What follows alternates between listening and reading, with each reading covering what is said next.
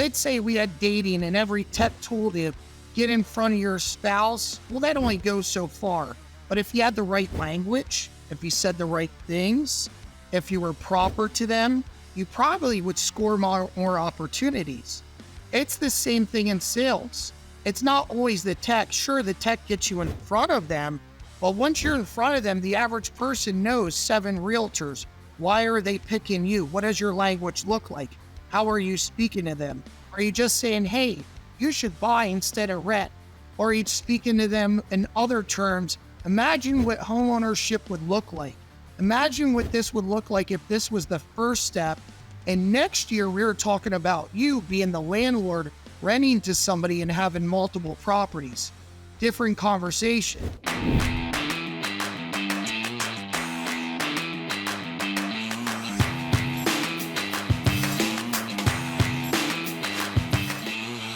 You are listening to the number 1 real estate podcast in the world. We talk with real estate professionals all across North America about their wins, losses, lessons, and stories help you win in your local market today. My name is Cody from Sheridan Street. I'm joined with Vikram of the Real Estate Sales Academy. What's happening, Vic? What's happening? Man, it's been a while since we've done a podcast with a guest. We've done a couple podcasts ourselves. We have our event coming up on August the 1st in Vegas, and we actually have a special guest today from Vegas. So super excited about that. But Vic, what's happening in your world? A lot's happening, man. We're on fire over here. Headed to the U.S. tonight. I thought I was leaving on Sunday. Don't ever ask me to plan your trips because you will not know where you're going, what day you're getting there, or how you're moving around while you're there. So thank God Luisa is here to help. And man, we're crushing. We have our big announcement that we're going to make hopefully on August 1st. But that's not neither here nor now. Added a lot of new training to the modules and the portal, and a ton of our clients are at double their production from last year because of what we're doing. So it feels pretty stoked. Yourself, Mr. Cody May? Hey man, I'm gonna keep it short and sweet. I'm pumped for August the 1st. We're hosting an event August 1st, Starbase, Las Vegas. We have 6 tickets left. So if you're listening to this podcast before the event, get yourself a ticket. 6 tickets left. Me, Vic, and Sharon. Yeah, you don't have to. You can if you want to. But speaking of Vegas, we have Mr. Johnny Richardson here with us today, and I'm pumped because whenever we you know this, Vic, I know this. Whenever we get the opportunity to chat with team leads that are doing some cool things from across the country, it is super awesome. We were chatting in the green room about some lessons he's learned from Bradley because he's in Vegas as well. And I actually had the opportunity to interview Bradley probably 3-4 years ago on a podcast I used to host. So really excited to kind of learn from you today. Really excited today, Johnny, to kind of like just dive into kind of what you're doing in the space of real estate. Why don't you give us a 30-second Cliff Notes version on who Johnny is and kind of how he got in the space, and then we can kind of hop into kind of tactical solutions and tactical advice we can give to real estate agents so they can actually grow their business in today's market, which is very different from the 2020, 2021 market. No, absolutely. Thanks a lot. Appreciate you having me. So I'm a sales guy by heart. I mean, all the way back when I was 7 years old, selling lemonade in front of my mom's house, and then started to sell cars at 21. So I did the car business for 9 years, timeshare for 6, ran an insurance company for life insurance and annuities at one point in the middle. And I had a friend that said, dude, you're built for real estate. And I had no interest in opening a door to a house. It felt as the dumbest thing in the world. And one day I got bored of working for other people. And I said, what do I got to lose? Jumped in. That was 2017. Fast forward to today. Now I run an office of 100 agents, own 49% of a title company, mortgage company. I have multiple teams in California, and they call me Johnny Richardson, the shark, so I don't stop moving. That's what it comes down to. That's me in a nutshell. That's your 30 seconds. You nailed the 30 seconds. Yeah, definitely. Cody and I run teams. I'm actually recreating. I get mad at Cody because I'm like, hey, bro, no more salespeople until we go through the training manual and actually like take what you've built, take what I built, merge it together and create a little bit more content and clarity around it because it could be a little confusing for people. And Cody's like, no, I'm like, one more person. And I'm like, all right, whatever. And so, we come from a systems and a service and a sales mindset. And I've always been a big believer that most people don't need any more leads in their database. They need to figure out how to first convert those leads. And then there's opportunities to really expand and grow and scale. And that's where Cody and I are at right now in our businesses. We're at that scale level, but we've put ourselves in the trenches. Cody still sells. I still sell. I got my beautiful, big, ugly ass headphone right here that I wear around at all the coffee shops with beautiful Colombian women staring at me like a weirdo. Well, and it's what it is, right? So why did you lead with I'm a salesperson at heart, not I'm a systems operation lead generating marketing monkey at heart, which we need. But why did you lead with I'm a salesperson at heart? Is interesting to me, and I'd like to know what your thoughts are. Yeah, as far as that, so going through my career and looking at it and working with my coaches, I look at the times where I spend time on systems, because you're 100% right. You absolutely need them. Where I've had my true success is why I leverage the right people to help and assist and support with those systems. But where my strengths are is on the closing table, is working with agents, is being in front of them, represent myself, showing I'm going to go ahead, I'm going to lead you, support you, and I'm going to show you how to close the deals.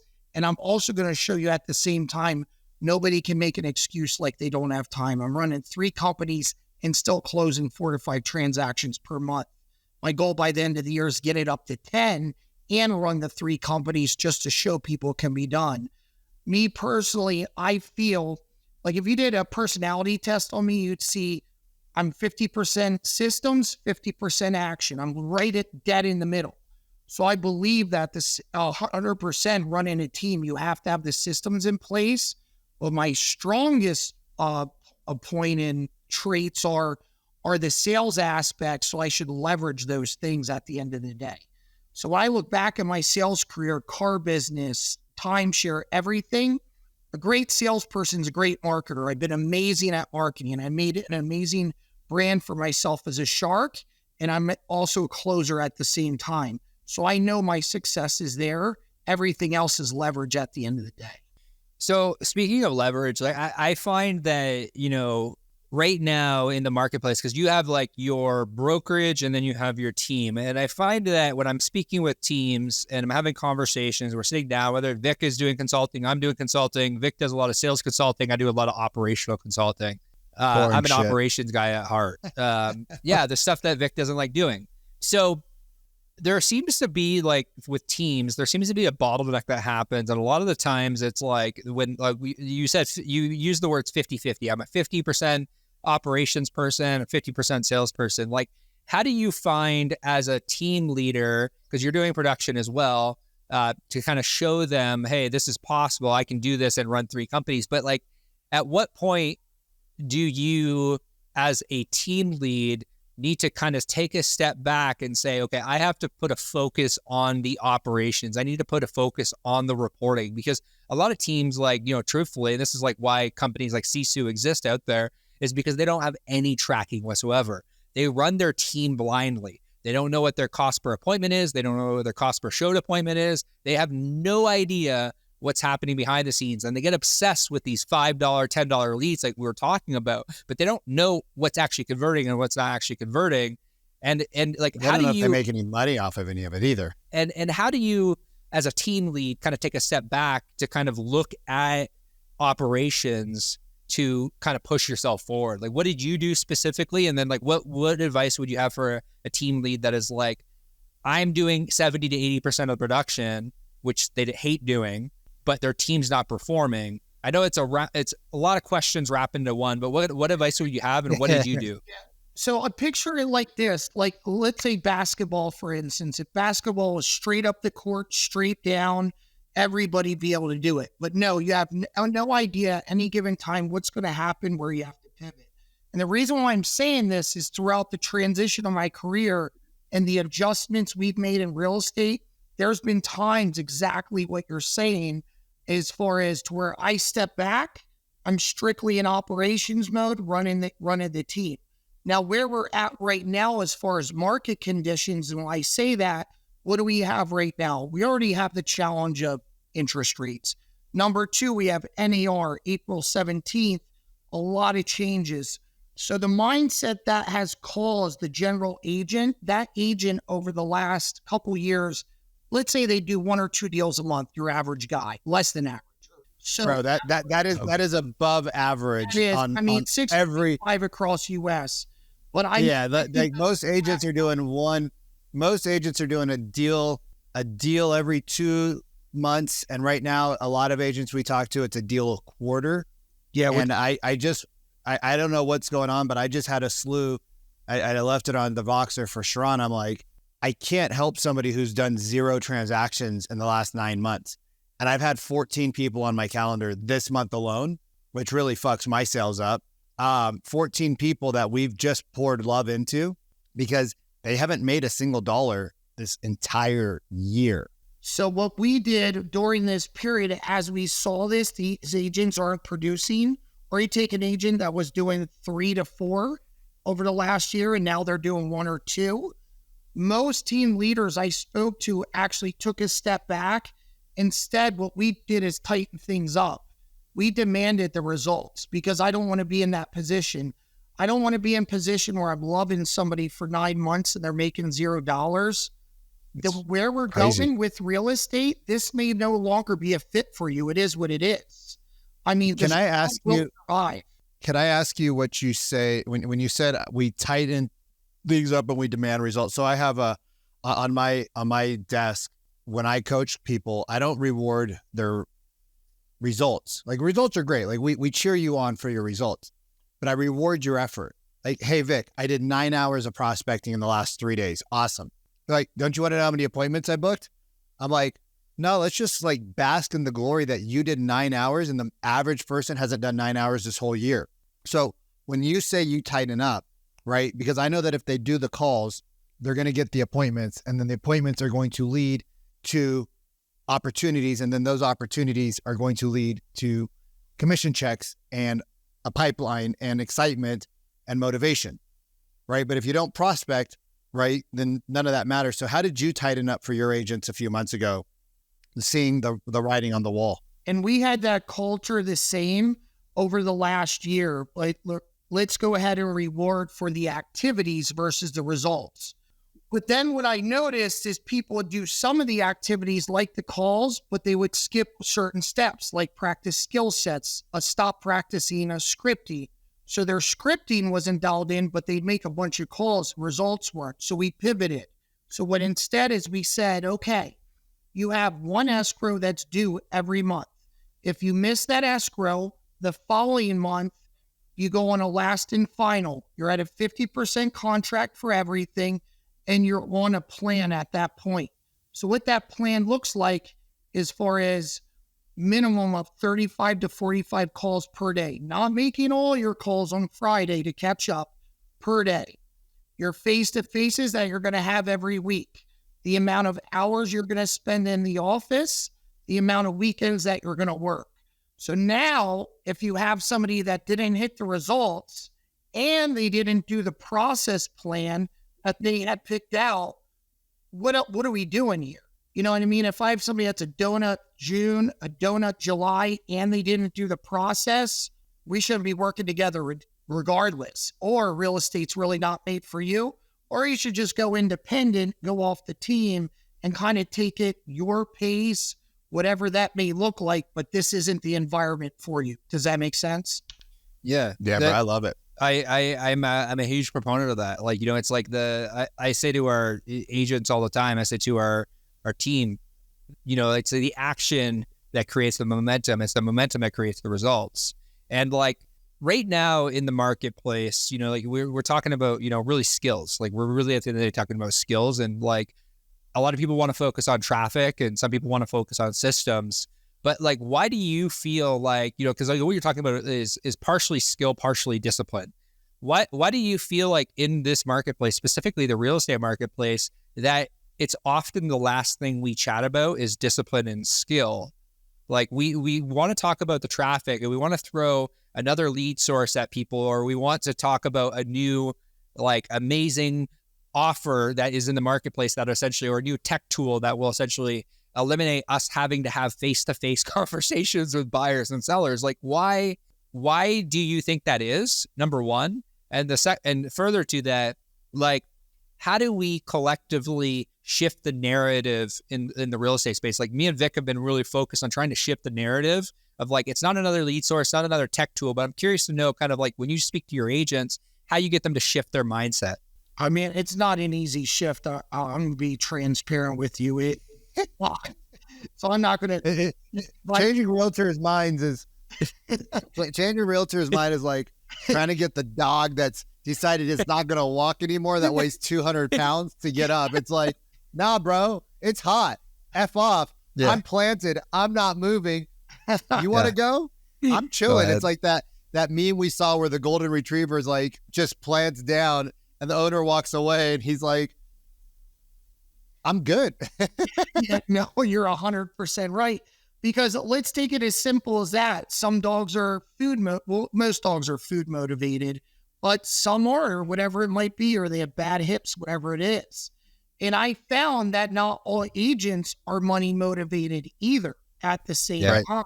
And now to answer your question as far as why it ends up being the last thing, let's look at leadership. Not every leader is perfect. There's a lot of leaders that didn't have a large amount of discipline, played sports in school, and they trained on skill set in prior careers. I did. Now, I believe, let's take it as something as simple as dating. Let's say we had dating and every tech tool to get in front of your spouse. Well, that only goes so far. But if you had the right language, if you said the right things, if you were proper to them, you probably would score more opportunities. It's the same thing in sales. It's not always the tech. Sure, the tech gets you in front of them, but once you're in front of them, the average person knows 7 realtors. Why are they picking you? What does your language look like? How are you speaking to them? Are you just saying, hey, you should buy instead of rent? Or are you speaking to them in other terms? Imagine what homeownership would look like. Imagine what this would look like if this was the first step. And next year, we were talking about you being the landlord, renting to somebody and having multiple properties. Different conversation. Does that make sense? It's super funny. There's 2 things that I hear. One, the marketplace makes money off of selling leads. So the marketplace doesn't get paid long-term by you being successful. The marketplace gets residual income by you buying more leads and not being able to convert them. And then they tell you, hey, you just need to spend more money and have a bigger presence. I actually had a client that signed up and she said, well, my Zillow rep told me my Realtor.com rep said I need a bigger stage presence. And I said, cool. How many leads are you getting right now? She's like, I'm getting about 20 a month. I said, what's happening with those 20? Oh, they're all kicking tires. So if the shitty leads are already coming in your opinion, why would you want to double down on those? She's like, oh my God, I never thought of it. I was like, so that's a problem. The second thing is that you talked about lack of discipline and leadership. There are not a lot of leaders in the real estate space that talk about the hard and soft skills necessary of communication, right? So like everybody's like, oh, I want a mentor, but people don't get in real estate, right, Cody? Like people don't get in real estate to spend money. They get in real estate because it's easy money. Correct. And then when they realize how effing hard it is, I mean, let's just stop for a second and think about this, everybody. You have a listing. A listing requires what? Presentation, photography, negotiation, preparation, home inspections to make sure that the home shows in the bright light, right? Like you need to have a strategy of what day to list it on. You need to have a strategy. Are you doing an offer review or not? You need to be able to understand the market dynamics. Holy crap. You don't even understand the purchase and sale agreement, leave alone the 92 other steps. And it's not your fault, but nobody taught you that. Let's talk about the buy side. You have an appraisal. You have an inspection. You might have multiple inspections on the systems, the septic, the sewer. I mean, bro, the first time somebody told me I needed to do a sewer scope, I was like, a sewer scope? What's that? They're like, didn't you flip a property that had no septic system? I'm like, yeah. They're like, where'd you buy it? I'm like, the auction steps. And they're like, what happened? I was like, the entire sewer system that was a part of this home, it was of 1950s, 1960s concrete septic tank that had completely crumbled. So we get to the closing table and they're doing a sewer inspection. I don't think even Cody knows this. We get to the closing table. We have this shitty flip, horrible layout. We put all of our money into it. We have no idea what we're doing. We just built this huge horse pen for these people. We just spent $30,000. We had to do all this crap because there was a well. And I always wondered why this tree had this big wet spot always there. There's always this weird wet spot. I never figured it out. I was just like, it's Seattle, it's Woodinville, it's always raining. There's obviously the pipe just dropped into a hole that at one point was a septic system. So there's all sorts of 20 years of just feminine, oh, bro, it was so gross when they were lifting the ground up. Yeah, I mean, it was literally a cesspool. And I was like, and I still didn't know what a sewer scope was. Even though they did an inspection on the septic, I didn't understand what a sewer scope was because nobody used that language. So when our buyers were like, hey, we want to do a sewer scope, I'm like, yeah, we should totally do that. What the hell is this? I called the inspector to the site. I'm like, hey, guys, give me a second. I need to talk to Bob over here. I'm like, yo, Bob? Hey, what's up, Vic? What are we doing right now? He's like, you don't know what a sewer scope is? And I'm like, bro, just look like we're talking about the roof or something, right? Like, I'm in this $800 Hugo Boss suit, the $400 pair of shoes. Like, I got 12 grand on my wrist right now. What the fuck are we doing right now? And he's like, he pulls me to the side and he walks me through a sewer scope. And I go back and I'm like, you guys, this is absolutely the best idea that we can do. And I told him the story about the septic tank and they're like, oh my God, Vic, this is amazing. Yeah, our last house actually had roots that went through the sewer. And I was like, oh my MEG, I know nothing about, and we'd done 50, 80, 70 million dollars. And that was the first time I heard about somebody wanting to do that. It's like 2 years in. The complexities of this stuff is so crazy. And people are like, I'm just going to get in. I'm going to figure it out. I don't need to know anything. I don't need to bring in a partner. Yeah. I don't need to bring in a senior agent because I have to give them 50% of my commission. And I'm like, what is going on in this industry? I really wish NAR didn't get hit with the compliance issue. I wish NAR got hit with the training issue. Well, a lot of people are nervous. Where I was talking about as far as agents, it's kind of mixed them up in the head. I believe a lot of people are scared to death of it. Like, I'll tell you stories as far as timeshare with myself. I told you I spent 6 years in that industry. They pretty much changed their commission plan 3 years in. 3 years in, half the agents walked out. I looked at it. At that time, I was making about $300-ish a year. And I said, I could make this work. Kind of tweaked around what my pitch was going to be. That next year, I ended up almost doubling my income. So my point is, even with this going on right now, there is a way where I believe these successful agents and the ones that are willing to apply themselves and go all in are going to make a lot more money and be more successful with what's happening right now. I believe 150%. I do.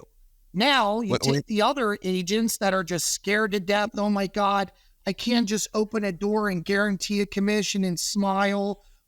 This is going to be so hard. They're just like dropping off like flies. It is what it is. You know what I mean?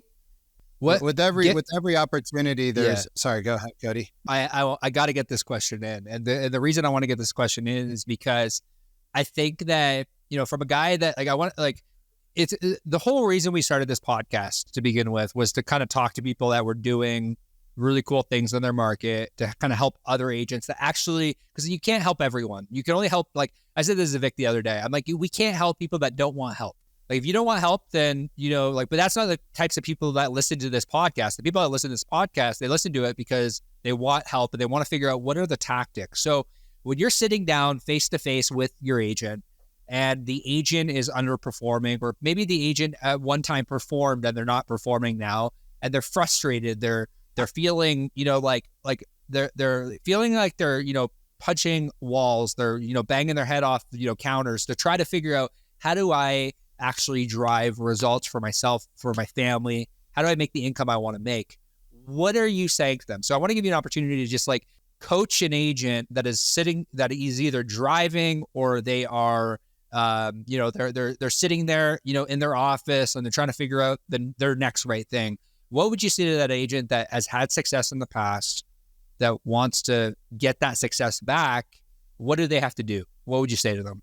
So if I'm spending time with that agent, number one, I'm going to take a look. Let's say it's a 6-month run. What has changed in the last 6 months? Because something has. There's been adjustment. Do they have this squirrel syndrome, shiny object? They're running off to this? Because I'm guilty of that. I have coaches that hold me in line because I'm like this constantly. So did something like that happen? Number 2, not to bring it all down to numbers, but numbers don't lie. We're going to take a look because where do the numbers come from? Number 1, how many contacts are you making per week? Out of those contacts, how many are successful face-to-face? Now, if we're successful face-to-face, then the last one's number 3, what is the language? Because if you're making the calls, you get to the contact face-to-face, and your language is in there, there's no reason to miss a result. Either you got bad breath or you're lying, like what? Like it is what it is. Like I'm straight up with clients and agents. You know, a client sits down with me and asks some goofy questions. I'm like, hey, one of 2 things here. Either you're asking these questions because you don't like me or you don't trust me. So I'm very straightforward with people is my point. So if they're in front of somebody, what is the dental floss? I love it. Bro, it's cinnamon too. Like it's a cinnamon toothpaste and a toothbrush. And that goes, and I don't even see people face to face. I still brush my teeth in between meetings. Yeah. Because you feel fresh. You got to have a clean mic. Yeah. So that, well, no, so you bring up like really good points. So like, you know, Sharon, we all know Sharon, and if you guys are new to our podcast, Sharon's the sitting president of Real, a friend of all of ours. The reason why Sharon's listing and buyer presentation, which is what I've been able to use, and it's a lot of it is what we train inside of our academy to our clients. Do you know what he did after every presentation? What's that? Have you heard the story, Johnny? I haven't actually. Maybe Cody hasn't either. I've known Sharon probably longest out of the 3 of us here. Doesn't mean make me cooler. Doesn't make me any richer, but trying to one up. He's trying to one. I've just had the ability to not listen to him for the longest period of time. And what he told me back in the day when I was in real estate, he said, Vic, after every presentation, you need to sit down and actually analyze more than what you're doing. Because we would sit down, but it would be a couple hours later. He's like, in your car, give yourself prep time and analyze in a notebook what just happened, whether you got it or you missed it. And I said, bro, that's brilliant. It's so easy, and it's so easy not to do. And so on our tracker for our clients, and even inside of our teams, our B2B teams, one of the sections at the end is, what were your top 3 objections that you got for the day? Because if I know your objections, right, Johnny, like if you're telling me, hey, everybody's saying the interest rate. Okay, well, tell me more about these people. Okay, are they from California? Are they the people that live here? Tell me more about where did you find them from, right? Okay, now tell me what you said when in the process. Okay, now what did you say when they hit you with the interest rate? Okay, now how many people are saying that? 80%. Okay, why don't we do this, Johnny? Why don't we come up with a workflow, a mind map, right? When they say interest rates and they're from here, we say this. When they're from interest rates, they say here, we say this. When they say interest rates, we say this. And it's like, oh, well, that's super easy. Yeah, it is easy. It's easy to do it. It's easy not to do, but nobody's been shared with how to mind map, because the process of sales is something that people think is easy, when in fact, it scares the living diarrhea out of me. Because like if I had to have a conversation, and Cody knows this, it's why I didn't sell very much like in 2022 and the beginning part of 2023. I didn't have a very good sales process. And so I didn't want to book the calls because I didn't want to go on the appointments because I didn't know how to process all the stuff. Yeah. And so I spent 40 grand, USD, not pesos. Not pesos. Cody heard every day I was on 1 to 3 training calls with my calls, reviewing and scripting and tonality. And he was like, dude, when do you do sales calls? I'm like, it's immaterial. Like, I don't want to do them. So I got to go get somebody to kick my ass. So I have confidence. So I do them. And because of that, everything shifted in a 6-month period. But people don't want to go dormant and do something for 6 months. They don't want to track. They want to come back and they want to blame the market. Oh, well, you know how it is, Johnny, interest rates. Well, but not everybody's not going to buy. It's true. Because then we would have had 4.2 million sales this year. I mean, it's just like, for example, let's say most agents that get a cash buyer in 400 grand, whatever it is, 500 grand. Cash buyer, great, easy deal. Why not educate that cash buyer? Let's talk about buying 2 houses instead of 1. Let's have that. They're afraid to have that interest rate conversation because they're trying to avoid interest rates, but showing them the value of being the investor instead of just being the consumer and having a primary residence. Have primary, have investment. Let's divide that money and let's make that work for multiple transactions. And if they're scared of bringing up interest rates, and I know we have to wrap. Yeah. But if they're scared to bring up interest rates, and hopefully we get to jam with you in Vegas in a couple of weeks, imagine how scared they are. They're going to when they have to actually bring up the conversation around compensation. Yeah. And now on a listing agreement appointment, you have to have the conversation around compensation along your compensation, and then how do you keep your industry afloat? Because a lot of agents are like, "Oh, I don't care about the buyer side." Well, this is your industry. You better give a fuck about it. Yeah. And now on a buyer presentation, you never had to have a conversation around compensation. Well, now you actually have to demonstrate why you're better and have a compensation question. So we're in for some interesting times for those who don't prepare. But Johnny, it's been a blast, man. It's been a ton of fun. And kind of wrapping up here, you guys are 100% right. You're nailing it home. And I think that something to think about, something I'm going to leave everyone with as you're listening, whether you're new, whether you're seasoned, whether you're a team lead, the reason why agents, like you said, Vic, they don't set appointments is because they don't feel confident about what they're going to say in that appointment. It's why they don't, so like the thing I would give to you is like, figure out what are you going to say in the buyer presentation? What are you going to say in the listing presentation? Because I really think it comes down to confidence. But wrapping up here, Johnny, if somebody were to want to reach out to you, maybe they're in the Vegas area, they want to learn a little bit more about your team, potentially joining your team, where's the best place that we can send them in order to kind of have a chat with you? Instagram always, it's going to be at the Shark JR, and that JR is for Johnny Richardson, not Junior Shark. I get that a lot. So at the Shark JR, look me up on IG. That's the easiest way to get in touch with me. The fastest way probably. So is look me up right on there. Anytime you're out in Vegas, whoever you are watching this, come on out. Let's have some fun. Dive in the water. Sell some houses. Let's go blow up some shit together with you. Yeah, exactly. Vegas Fireworks. Bro. Let's get some fireworks. Let's go blow some shit up. I want to say thank you for tuning into another episode of the RE Agent Podcast. We'll see you soon.